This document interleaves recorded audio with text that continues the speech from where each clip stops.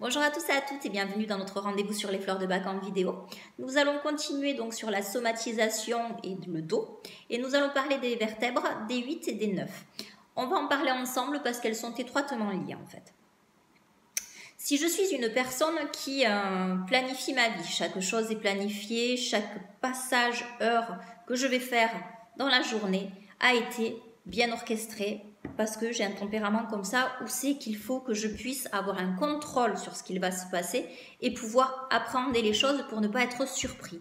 Donc je me suis fait ma liste de ce que je vais faire, mais en rapport avec tout. Et même si j'ai quelqu'un dans ma vie, je vais lui faire sa liste aussi, parce qu'il ne faut surtout pas qu'il me surprenne non plus. Donc voilà, je vais orchestrer ma vie comme ça.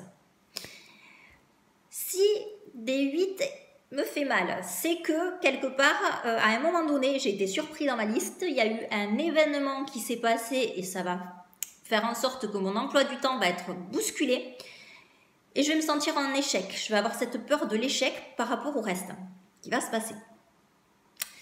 Et si c'est plutôt des 9 qui va plus tirer, c'est que en plus, je me victimise. Bon, donc voilà. Si des 8 et des 9 se mettent en alerte, c'est parce que dans mon planning, quelque chose de pas prévu va venir tout chambouler, ou chambouler ne serait-ce qu'un infime moment. Mais cette angoisse va me prendre parce que c'était pas prévu et que je suis quelqu'un qui prévoit, et va faire en sorte que des 8 et des 9 vont se recroqueviller et vont me faire mal, mais d'un coup, fortement, parce que j'ai peur, j'ai été pris d'une angoisse que j'avais pas prévue. Donc, si vous êtes dans ce cas, je vous conseillerais par rapport à ces émotions, déjà Aspen, la peur de l'imprévu, de l'inconnu quelque part. Vous êtes dans cette peur d'un coup, ça vous prend et voilà. Je vous conseillerais aussi Chestnut Bud.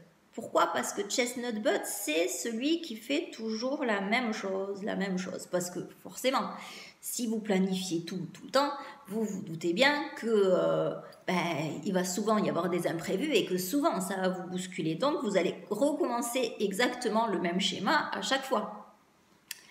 Et puis je vous mettrai Walnut, parce qu'il faut s'adapter. Voilà. J'agirai sur ces 3 émotions-là d'abord. Puis après, il faut voir un petit peu ce qui se cache derrière. Mais d'abord, pour parfaire le tableau, on va dire, pour vous aider dans ce schéma-là, je vous conseillerais ces 3 fleurs. Je vous dis à très vite pour notre prochain rendez-vous fleurs de bac.